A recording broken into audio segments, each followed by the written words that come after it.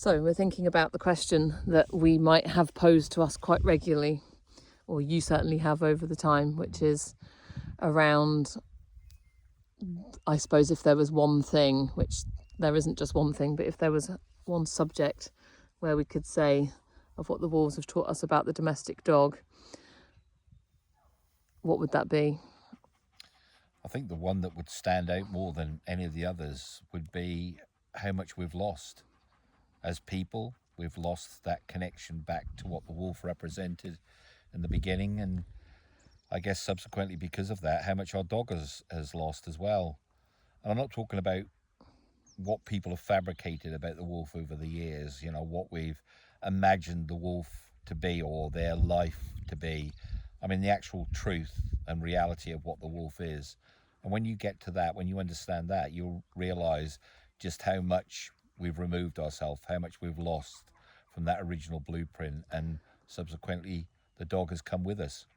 So when it comes to the domestic dog world and the dog, professional dog world, let's say, there is that divide based on the wolf that has been given to people. Yeah. And that divide has gone in two ways, it seems, where you've got the division of the dog world, which tends to be the force-free side, the positive training side of the dog world. And then you've got the other side that are more based around the pack leader style way of working with dogs. And I guess the wolf has divided that. So because of the misinterpreted version of the wolf, you've got the force-free side, the positive side, that have completely dismissed the wolf being connected to the dog in any shape or form. And then you've got the other side that are actually using that version of the wolf to excuse methods or to promote hierarchy, let's say. So is the first point to actually give a little bit about the truth. So because that version of the wolf is not true.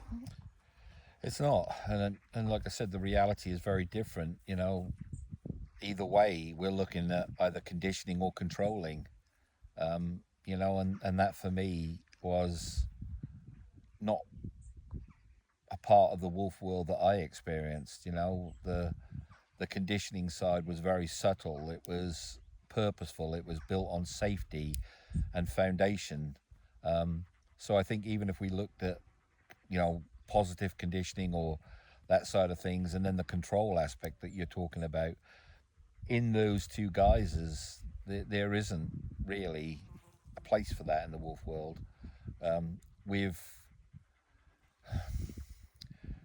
kind of manipulated it for our own gains and our own relationship with the dog, but what we're really avoiding for me is the relational connections and the social support that goes into the wolf world. That's the bit that we haven't got hold of at the moment, and that's the bit that we need to be able to understand and relate to, for us to be able to understand where the blueprint was for us and where the blueprint was for our dogs. So where it's been dismissed, what have the domestic dogs lost because of that? Well, I think this, what do we see day in, day out that's missing from the dog world, that we see so evident here with these guys? We've obviously got a domestic dog, a German Shepherd, running with these guys at the moment. Yeah, we've got a little sausage dog in the back there. So and the two worlds have united here quite happily. Yeah, and it's the social world versus the socially accepting world. Yeah. You know, we've come to a place through our misunderstanding of wolves that the social acceptance is socializing. It's not. You know, these guys work on a social bond, and the dog has lost that, and that's what we've got to get back. You know, where everything is okay. You know, it's needed, it's necessary. The out of proportionate way that they deal with the world or see the world through fear and anxiety is stuff that we've given them. But actually, if we get past that and we get to the social aspect of their life, we don't allow ourselves to go there because that's too dangerous. It's too dark for us. But actually, it's the basis for everything, without which our dogs lead a half life and accept a half relationship with us at best. And that's not to say or question people's love or care or the welfare side that they have with their dogs. But are we actually able to connect with them in a way that they need us to from time to time? And I think that's the biggest thing for me, if we had to pin it down to one, because people always want you to have this one outstanding reason. And I think if it was going to be something, it's that. And I think that just gets reinforced over and over again with these guys, that the reason why the Dachshund over there and the German Shepherd are in here, we couldn't just bring any old dog into this group, even though they're youngsters still, they're only babies really. We couldn't just bring any dog into this family unit now and expect everything to be absolutely fine, because these guys have been building that true social relationship over the course of their lifetime. Same with the kids, same with us. It's not just a case of a social meeting, is it? And I think that's the big difference. That's what we see that the dogs have lost, or that we've taken from them, I suppose. We've taken the relationship, the meeting, the depth of the relationship. You know, social. So the main difference I get asked, what's the difference between social and social acceptance, is social allows the rupture and repair. It allows vulnerability. It allows the vulnerability. It allows the deep connection. Social acceptance is just a passing, fleeting glance at each other, or a sniff at best. And people think because they could do that and the dog doesn't react negatively to it, the dog is sociable to be able to cope with everything that they do together. And it's not the case. You know, the wolves, these guys, us, our children, they're here because they've built a social bond in this situation with these guys, and that will last forever. It's not just because they're young, you know, that'll stretch right into adulthood. And because this, you know, you've got a tiny little dog there being able to put a boundary into these guys, and she'll be able to do that for the rest of their life. Now that might look crazy, mightn't it? Because she's got the social support that enables that to happen, you know. But also that's come at the right time, isn't it? I think it's important to say, because a lot of, you know, I see a lot of videos where there's dogs correcting, you know, it's all about correction and control from the human to the dog, but also from dog to dog. And that's not what's happening there. These guys are now 5.5 months. Yeah, about 5.5 months.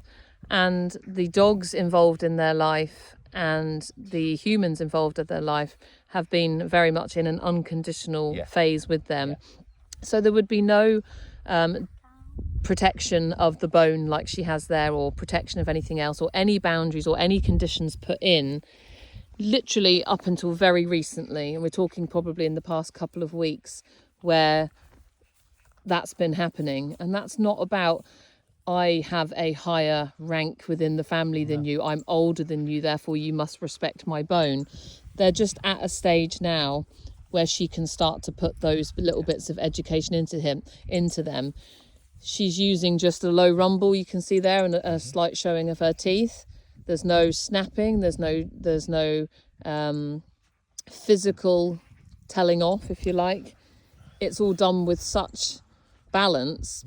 And she's safe to do that because she's earned the right to do it, because she's built that level of relationship with them. And I think that's something that we don't build with the dogs, let alone other dogs to dogs. Well, I think for most of us, seeing a dog show its teeth or hearing the dog growl scares us to death.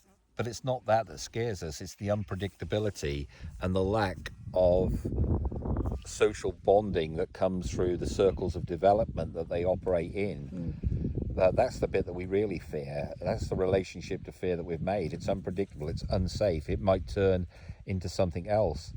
But if it's put in a proportionate way at the appropriate time, built through a solid foundation, it just becomes another part of language. And I think, you know, all too quickly we're positive, no negative. And the sad thing about it is the reality in the wolf, there is no positive and negative. There's a reality that is necessary, but it's developed, not automatically assumed. Right. It's not people taking the lead of the dog and saying, I should be able to control this dog or correct this dog or whatever it is. That's not the way that their world works. No, it isn't. It's built on a mutual respect of each other that's earned every day. People often come and spend time with us with the wolves, and they look at them and they go, well, they've just got it, haven't they? They've got this ability to family, to bond, to relate to each other. No, they haven't. They work at it constantly, every single day, every minute of every day.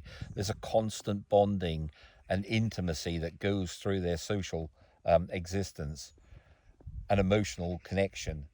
And that's the bit that we've lost. That's the bit that we've missed. We just assume that we've got the right for our dogs to do exactly what we say when we say it, or we bribe them into that situation. Neither one is part of the wolf world. It's all part of a very mutual understanding that they have, that's forged from the time they're born to the time they die, and constantly reinforced every single day. And when you see what we would call a relational rupture, which can be described as a dispute, if you like, where something's happened, where there's tension and the relationship might fracture slightly in that moment. That's done, like we said, at the right time within their development, where the relationship can support it, and it's always repaired pretty quickly afterwards, isn't it? Serious fights don't happen between two animals that have got a secure attachment. They happen because there isn't a secure attachment. And we don't get that with the wolves. We don't get that with wolves because everything they build is securely attached to another. The human world has stopped looking at something as a value to everybody within the family. It's very much individual. I'm doing this because I'm an individual. The wolf still lives in the world, same as the First Nations people, where things are done for the good of the people, the good of the family, and that's a lot of the decisions and a lot of the bonds they make aren't selfishly for them. It's to support the family unit, and they're an individual, an equal individual within that unit. Just being here is part of the First Nations culture. Watching, listening, but not with your eyes, not with your ears, with your spirit. And that's the bit that we don't see through or feel through or relate to. It constantly sends us messages backwards and forwards. The nervous system communication, if you like, which wolves depend upon, our dogs depend upon. But we've clouded that judgment with what we can see and what we can hear. But most of the time, the language is beyond that. And unless we trust that feeling that comes to us and goes, I think I should be doing this at this time, but I dismiss it because it isn't something I can see, something I can hear. That's our problem. We see through the wrong eyes. We hear through the wrong ears. What we should be doing is this, sitting in their world and getting ourselves to the same rhythm that they live by. Otherwise, we're moving at a completely different beat, and that can never be good for both of us. I see a lot of misuse of the word calm in the dog world as well, where the dog gives a conditioned response, i.e. it's been taught for a down, it's been taught for a sit, and then it's said that they're being rewarded for calm behaviour, or it's being reinforced. And I think that's something that really doesn't sit with what we do. I'm just looking at the two dogs behind you there that have never been taught lay down, and they've never been taught sit in their lives. So why are they? For us, calm is actually calm. It's a felt sense of safety. What is calm? What does calm represent in the wolf world? Calm represents in the wolf world safety. I can only be immobilized like this and feel safe when I do feel safe, when it is safe. And you think of the origins of that. When does safety first get implemented to a young wolf? When it's in the den site, feeding from mum, living off her warmth and security and understanding. So when you put that picture into reality, just by saying to the dog, lay down, you're calm, that's a ridiculous statement to make, because the dog's internal system is nowhere near calm. Exactly. It's responding to a prescribed response and an action that goes with it. This is that. Mm-hmm. This is, I'm laying here now immobilized because I feel safe. because everybody else around me is role modeling that this is a safe place to be. And that's the bit for me that we miss, is rather than the action at the end of it, how about we think about what the dog would actually need to feel safe in this moment? Is that possible? Are we making that connection to them? Are we role modeling that aspect to them? Are we replicating when they would have first felt safe? That's the deepness and the depth that we need to look at. And that's the bit that will create that safety connection to the dog. And there is this obsession with calm, from what I can gather. There's everybody in the dog world seems to be obsessed with the notion of us always being this calm presence, and a lot of that's attributed to that leadership is a calm interaction, and that we're always striving for our dogs to be calm before we walk out the house, and we're striving for them to be calm when they're walking, and they're calm when they're out. And again, that kind of baffles me slightly, because when you live in this world with these guys, albeit it feels quite serene in this moment, 10 minutes ago it wasn't. And they have, I think, for us humans with dogs, the thing that blocks that, the reason why we have that obsession with calm, is that we fear what might happen if it's not calm, if we can't keep it controlled or we can't keep it contained. It's what are the repercussions of that. Well, the reason why I can't comment on anybody else is because I don't know what calm represents to the people that are saying that. And that's the aspect that we need to look at. What does calm represent to you and I? We've just explained that from the wolf world.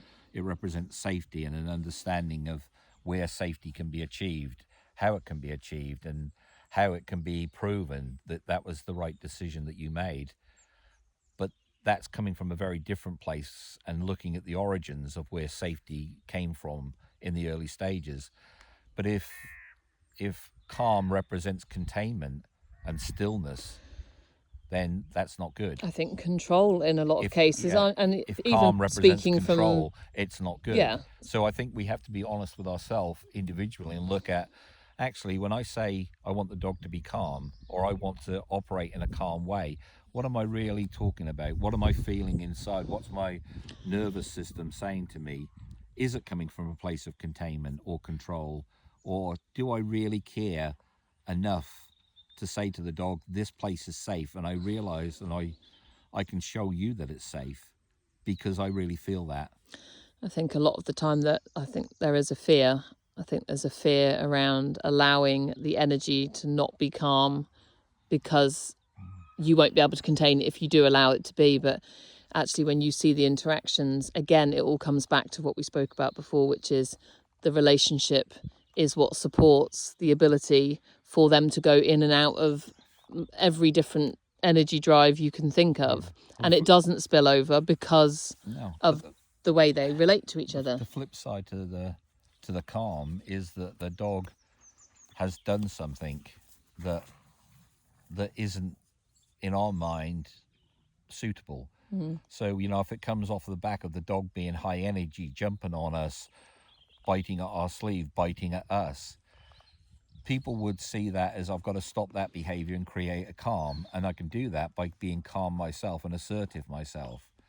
But actually what we're missing is, what's the dog's need? Why does the dog feel that level of interaction with you is necessary at that point? And lots of the time we don't empathize with that, we don't relate to that. So rather than looking at how do I stop that behavior, maybe what we should be doing is, what's the dog's need for this and this moment? What am I not giving it?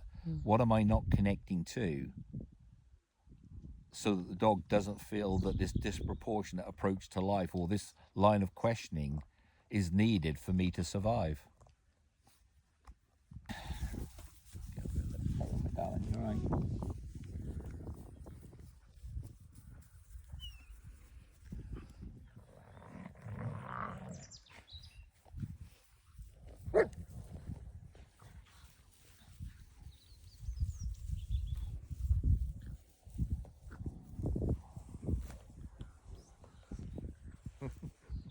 What happened? What happened?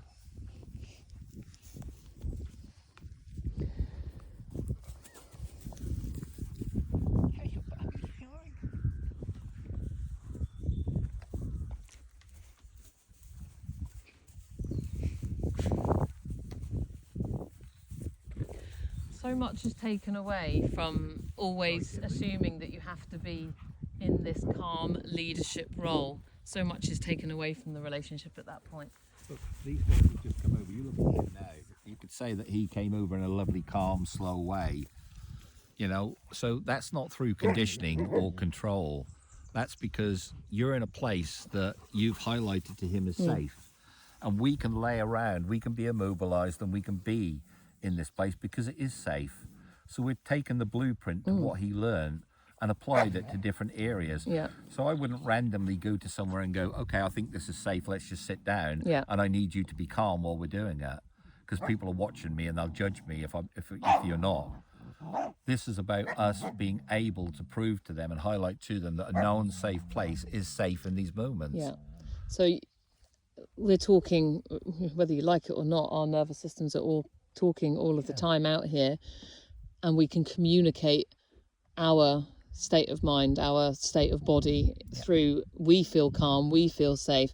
That doesn't have to be done in a way that I am the leader, therefore I am creator, I'm telling you to be calm. You can't tell a dog to be calm. You can't tell these guys to be calm. What's telling me at the moment how to stroke her, where to stroke her? It's my nervous system attached to hers. It's not, oh, I want to stroke you here. I'm being directed through that, through her interaction with me. This is what, you know, I feel that connects us in this moment. This is what our social bond is about. And what do I want to represent to you in that social bonding? Which could be calm like it is today, just because that's how everybody's feeling. But it if also could be whipped right up. If something happens in this moment where he needs to connect with me in a different way, I don't just ignore that and go, no, I still want you to be calm. You go, okay, what do you need from me at this moment? What can I provide for you? And how do we get through this together? So it's not always going for the calm. Absolutely not. You know, this at the moment is a safe place and we're getting that calmness through the safety. But if she felt that she needed pro-social movement, if she needed connection through protection, if she was scared or worried about something and we had to move into a quick retreat, all of that becomes applicable as well. So that's not all positive and none of the negative.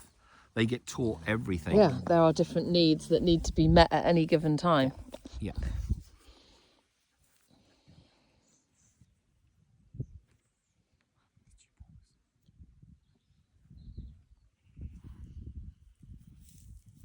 Come sit down, Arthur, you want?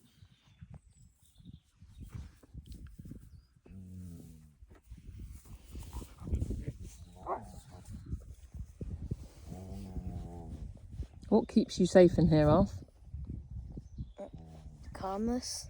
Is it calmness? Well, you're not calm in here very rarely, I would say. Mum. What keeps you safe with these guys? Why wouldn't they hurt you? Because a lot of people... Been with these guys. A long time. So it's the bond that you've made, the relational connection that you've made to them as a brother and as a sister that keeps you safe.